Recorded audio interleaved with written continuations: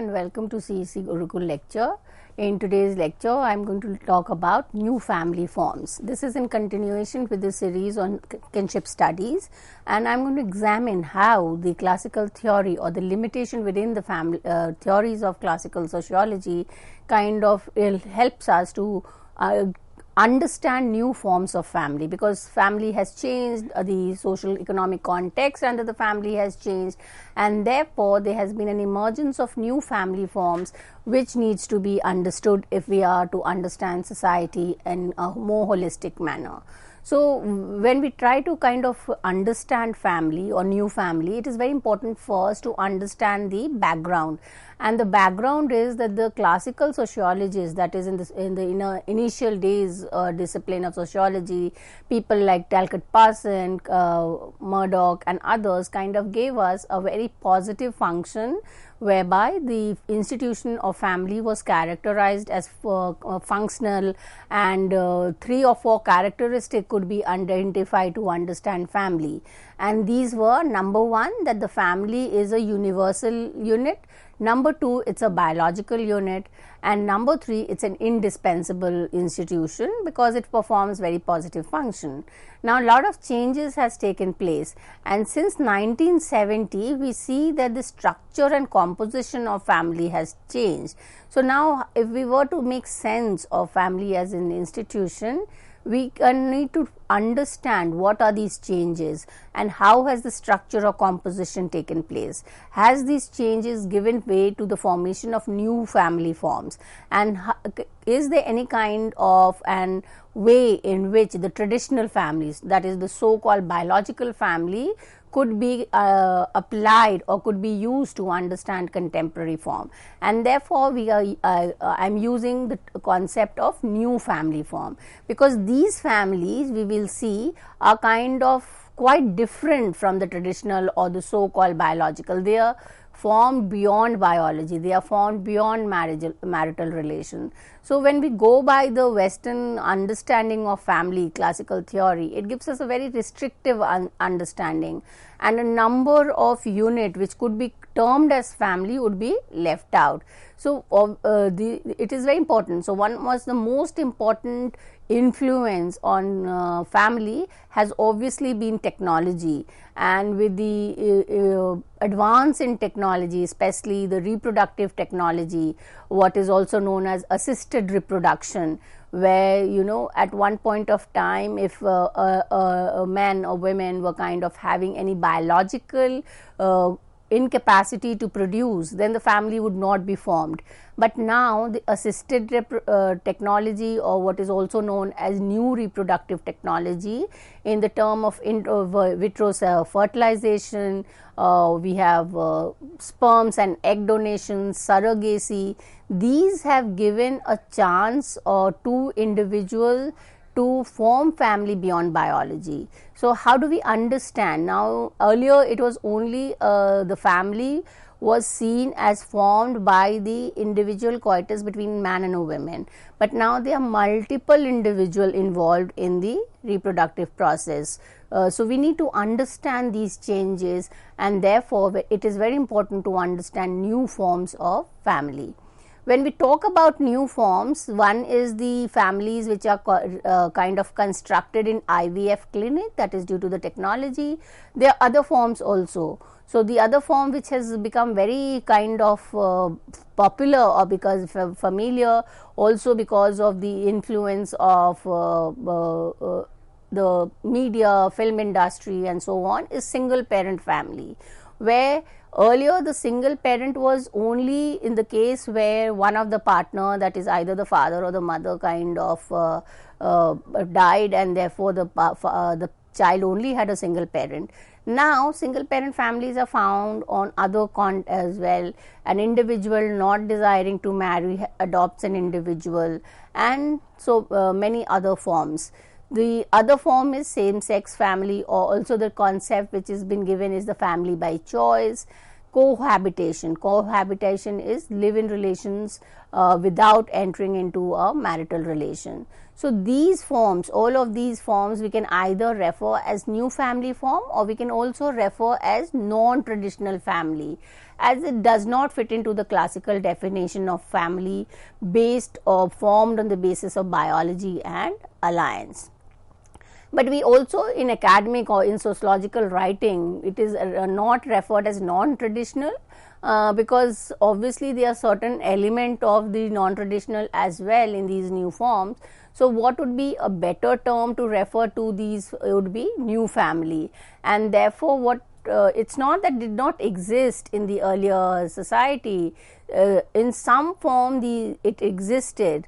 It was only that it was not subject to study, or the sociologist and anthropologist kind of negated it, neglected it, and therefore there was a kind of invisibility. Only with a lot of advance in technology, social media, consciousness among people, human right concern, that these forms have become more familiar, and a kind of also there is an increase in the number of these new families. So when we look into the today's lecture, I will basically look into 4 or 5 forms, because there is no such kind as we can classify or categorize them into strict order, but yes, we can in the sense limit it to certain more important ones. So the first one which we will discuss is family by choice. Now family by choice, I have already discussed in an earlier lecture, is a concept which was given to us by Kath Weston, and this family by choice, the term itself says that it is a family formed by the voluntary action of individual. So this kind of a family is found more popular among the lesbians and gay, and it is also known as queer family or same sex family. So it is a kind of a union between members who are decided to cohabitate or decided to form a family without the two fact. One, they are not biologically, there is no biological relation between the members, and number two, it is formed outside the institution of marriage. So how do we differentiate families by choice from the traditional family is obviously the concept of choice, which is most of the queer family are formed by adult. So it is the individual decision, they decide to kind of put together and form a family. Even they take advantage of assisted reproduction and kind of give birth to babies and children, or also adopt children. So it is completely modeled around the traditional family. What is the difference is that family or the biological family was created by birth, and it was kind of no choice. Individual do not have a choice to either select your father or parents or even the children, though technology has given us the choice of sex selection, but by and large legally and morally speaking there is no choice. So that was a kind of an understanding, and these family by choice is not something which emerged with industrialization or modernization. It was a part of society, it was a part of even Indian society, only it was less visible, or there was lot of kind of stigma attached to it. So people who expressed their willingness for same sex relations were kind of treated as pathological, or they were kind of subject to psychiatric treatment. Only because of the gay right movement which started in San Francisco in the 1980s, that a certain amount of visibility came in and people accepted it as a kind of alternate to the biological family. And now that we have a lot of movement, gay right movements, and lot of activism around it, it's accepted as normal as the biological family. There's nothing abnormal in it. And again, another difference would be that unlike the biological family, the families by choice is not kind of so much concerned about division of labor. There is no division of labor based on gender. They could be in kind of a mutual agreement, or there could be a consensus over doing work, and it also is not kind of relation where some members are dependent on other. So they are all grown up, they are all adult members. So there is a less amount of mutual dependency on each other. Another difference would be that this, in such family, it kind of is it has an end, whereas a biological family, it is believed, does not have an end. It kind of goes on, and therefore the line of descent is very important. In a family by choice, one can leave and kind of rejoin again. So there are no fixed boundaries within it. So when we look into this and try to understand the theorization of family or reimagination of family, then we try to understand that family by choice is questioning the genealogical basis of kinship. So it is not a function to trace genealogy, that in terms of transferring the right to property and inheritance. It also becomes more in terms of denaturalizing the institution of family and not considering procreation as inevitable. The family by choice is an illustration of the fact that biology is not the defining feature. So as in gender, we kind of say that biology is not destiny. So even in the case of family, it can be now understood that we cannot understand the family only by trying to looking at the biological relation, biological or genealogical relation. By only looking at the people who are sharing blood or people who are related to each other, there could be a tendency of missing out many other forms. Kinship is based on love and enduring solidarity. So here again it would be kind of an comparison with the biological family, where biological family is more in terms of a formal authority. The head of the family, a patrilineal family, patriarchal family, it is the formal authority of the male figure which everybody has to follow and abide by. This is different in a family by choice. It's more in terms of union. It's more in terms of cooperation among the members who are familiar to each other, and there is a kind of acceptance of certain way or a certain lifestyle. So you again, when we look into the wider understanding, heterosexuality no longer remains the norm for the formation of a family. So we cannot look at the family only as a reproductive unit, that people are kind of forming a family only for the purpose of reproduction. Family can be formed for sharing, for caring, for building solidarity, for community feeling, and so on. So the ideology behind the family by choice is basically love, care, and this is completely in opposition to the ideology of biological family. So the family by choice is kind of questions biologically modeled heterosexual domain of kinship, and that's important. When we look into these new forms, we realize that it helps us to reimagine kinship. It also kind of question the way in which certain institutions have been understood in kinship literature, and therefore it will also help us to kind of extend an understanding of these forms and also extend support to certain forms which was considered as even illegal or kind of criminal. So it adds a human right activist nature to the understanding of family formed on the basis of choice. The second form of new forms of family is cohabitation or live-in relation.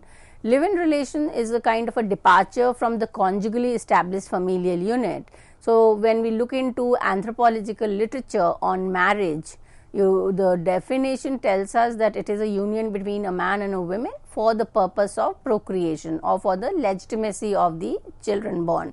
Now the entire idea was that marriage was for the purpose of procreation, not for sharing of individual ideas or not for two individuals to share their life. This live-in relation questions the idea or the traditional definition of marriage, and these are kind of an arrangement where two or more two individual not more, two individual kind of arrives at a consensus. They mutually agree to cohabitate and without entering into the idea of entering into a marriage relation, and it is kind of a more of a contractual relation where the sanctity part of marriage is absent. So again, if we look into Patricia O'Broy understanding of marriage, whether it is sacred or whether it is a kind of a contract, we see that it is a kind of understanding that even the laws in India kind of consider marriage as more sacred, where the idea of it being very ritually modeled. So live-in relation is something which is formed outside the ritual domain of marriage or sex, and it is kind of a contract.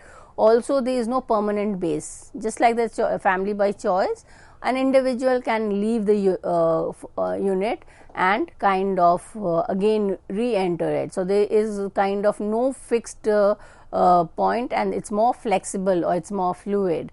And many parts of the society, in many society, it has been accepted as legal.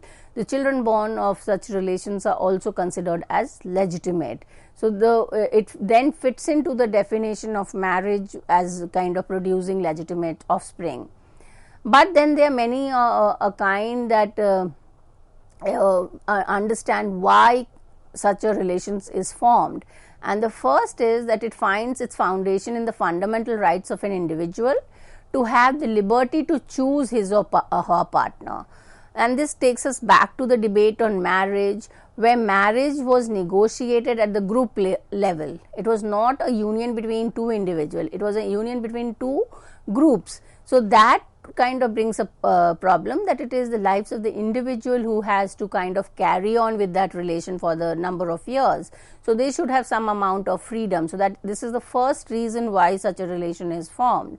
Number two, it could be kind of considered as basis to access mutual compatibility. Many a time, if it's especially in the case of India, where marriages were regulated by caste, religion, and many other criteria, often the idea of compatibility is missing.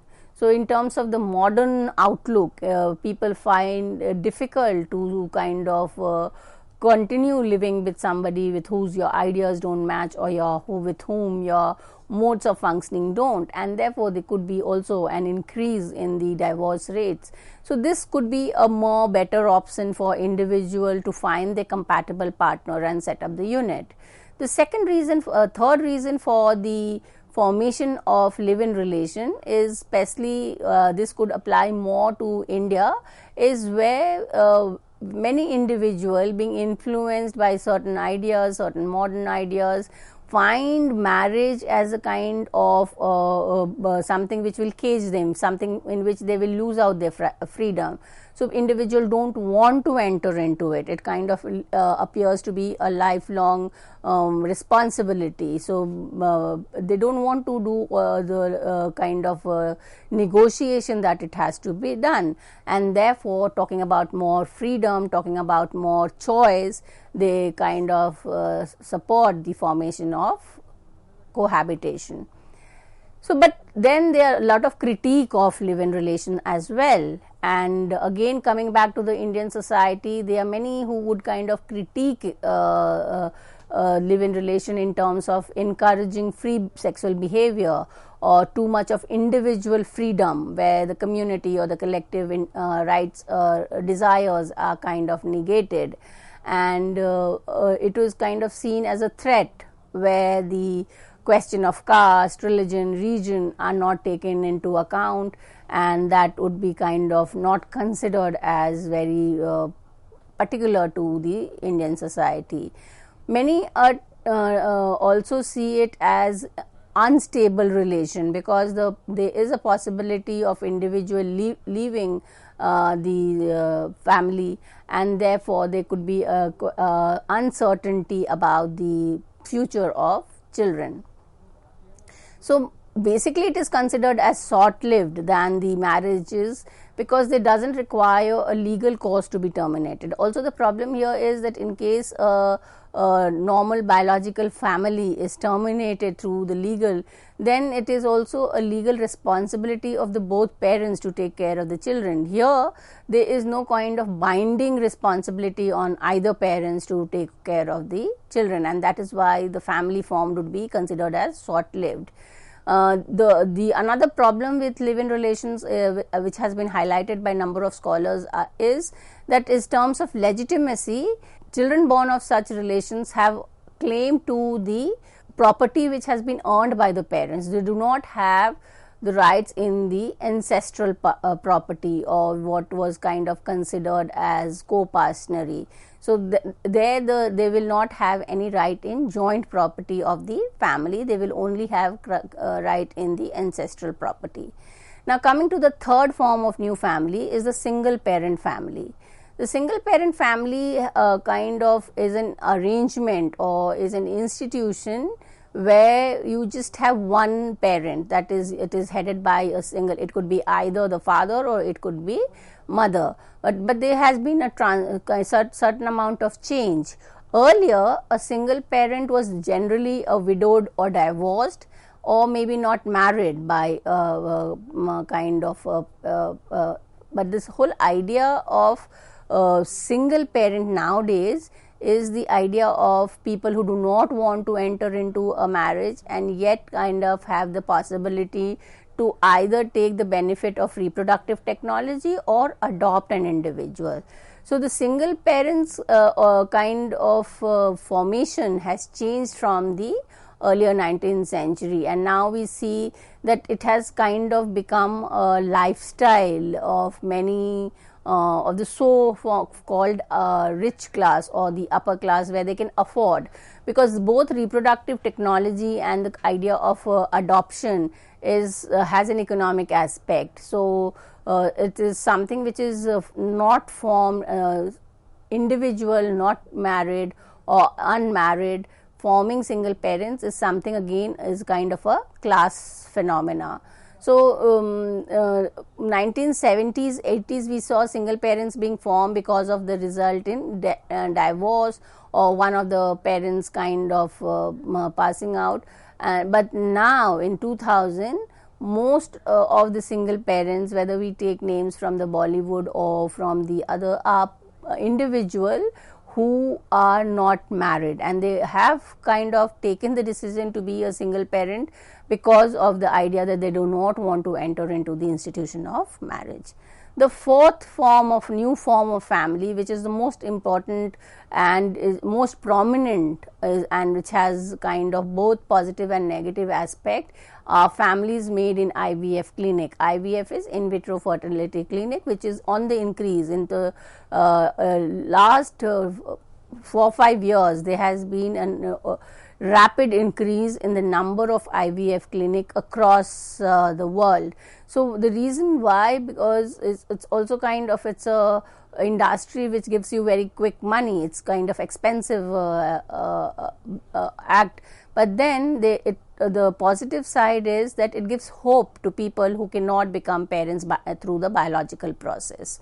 So when we look into family made in IVF clinic, we see that the first test tube baby, whose name was Louis Brown, was born almost 40 years ago, and the process was obviously in vitro fertilization, that is, the eggs and the sperms are kind of fertilized in the tube in the laboratory and then transferred to the womb, and the gestation period is over, the child is born.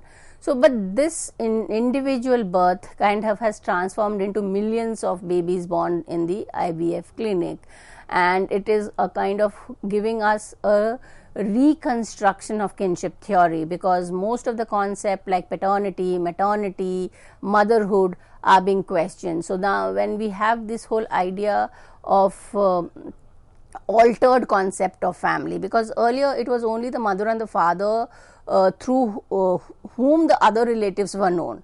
So you had the entire network of family through these two people, but now it could be your doctor, it could be the sperm donor, it could be the egg donor, it could be the surrogate.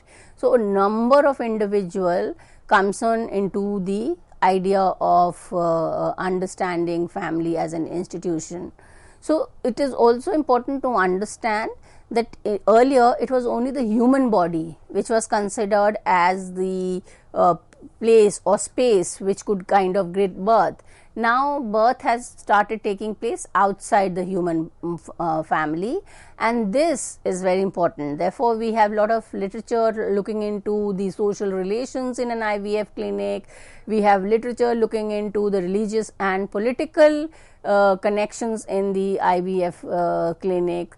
So it was initially started off to fight infertility because people could not kind of conceive, but now it has also become a kind of a class factor where people who can afford are not going into the biological mode of procreation, are preferring to use technology or use kind of many there could be many examples where people who can afford are taking help of a surrogate, that is the womb of a woman is rented for the purpose of formation of family. So fertility industry is has grown and is a kind of a now a multi-million industry, and the technology has kind of helped in making this fertility clinic very rise in terms of it. And there are a lot of legal concern, there are a lot of economic concern which need to be understood. But we also understand two kinds of family which are formed in IVF. One is the donor conceived family, which is formed through the third party gameteers, that is donation of eggs and sperms, and the second is the surrogacy, or in the kind of genetic relation between the donor and the offspring. So when we look into the surrogacy is family is referred to the involvement of a third woman, whereby a woman generally rents out or uses her womb for the 9-month gestation, but then she does not have control over the child through a legal contract. The child is handed over to the people who have actually paid for that gestation. So the economy of surrogacy is very important, and this also helps us to understand that kinship is not only something which can be understood in the domestic domain. Kinship helps us to understand economy, it helps us to understand the political relation, because when we look into the Jewish fertility clinic, it's a question of the political identity of the people. Even the concept of motherhood is now kind of redefined. So you have two kind of mother. One is your biological mother who actually goes through the gestation period, and the other is the legal mother who has signed the contract and wants to have access over the baby. There are several other forms like blue family model, where this is kind of talking about the importance of women as well as men's workforce. So it is kind of talking about ideal form of a family where there is egalitarian gender roles, and the age of marriage is being delayed so that the women could take benefit and do her economic and other aspect. Then we also have a red family model which emphasizes on chastity and non-use of contraception and abortion. So the red family could be a symbolic of population explosion. So these different terms have been used, and what is very important is that the distinction between the natural and the social, or the biology and social, which was kind of given to us by classical anthropologists, are no longer relevant. So maternal filiation is kind of be understood in terms of genetic mother and the gestational mother. Genetic mother whose eggs are being used, and gestation who carries on the baby for the 9th month. So there's a lot of kind of complexity involved in the act of birth itself. So, birth is no longer a coitus, that is a sexual union between an individual, but it has now become a collective contribution. Rather, when we look into the economy, it is then a part of very much contributing to the economy of any country. So, that helps us when we look into the new forms and the several kind of forms which are different from the traditional form, then we are able to arrive at a holistic understanding of family. With this, I come to an end of today's lecture. Thank you.